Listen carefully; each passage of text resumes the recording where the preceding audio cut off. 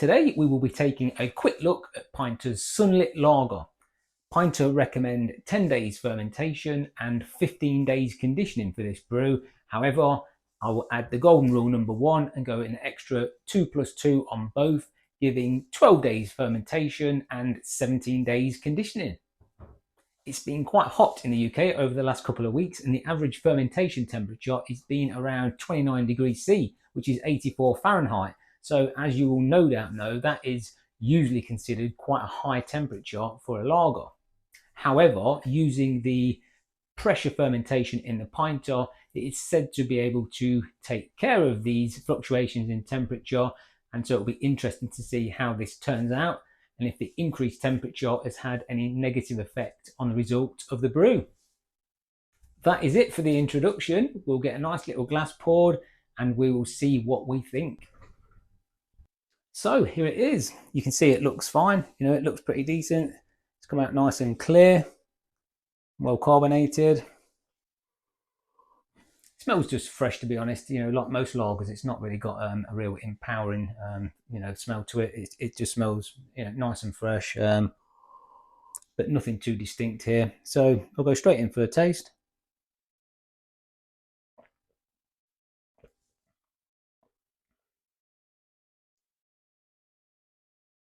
Okay. Well, first thing I would say is I'm not necessarily what I would call a lager lover. I don't mind lagers, don't mind them, now and again, but I tend to stick with the ales and the stouts and the like. So the flavour of this is it's okay to me. It's a well-rounded, it's a decent lager. Now I do know that there are numerous people out there that really enjoy this Sunlit Lager. I've had this before a few times from other people that have brewed it, and they loved it. And this is the first time I've brewed it myself. Now, I would say, for me personally, I think it's kind of slightly uninspiring. It's not bad. It's an average kind of lager. If you're a lager lover, I would recommend that you try it once, try anything once, try it, see if you like it. But for me, it's a little bit uninspiring. It's okay though. I could drink it, and I would drink it without a problem. But it's not one I'd be looking forward to.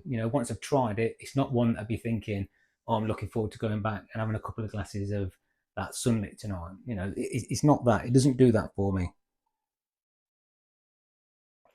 One thing I would say is that the high temperature, I was wondering if it might even turn out like a pale ale rather than a lager, but it really hasn't. I mean, it's kept its lager characteristics, and I've tried this a few times off of different people that have brewed it, and the flavour is there. The flavour is the same. So even those high temperatures, what we've experienced, have not really had any detrimental effect to this, to the actual end result of this lager at all. So that's good news. The pressure fermentation, has done its job really well here. It's suppressed any negativities that we might have experienced through the increased temperatures. So, that's a positive thing in this warmer weather. You can plow on, you can certainly do your ales and even your lagers in the higher temperatures, and it seems like you're going to get away with it. Now, for me, when it comes to the verdict on this, I think the simplest and most honest way to give a verdict on this, and probably every beer that I try, is would I buy it again? And on that basis, the verdict for this Sunlit Lager is the red thumb.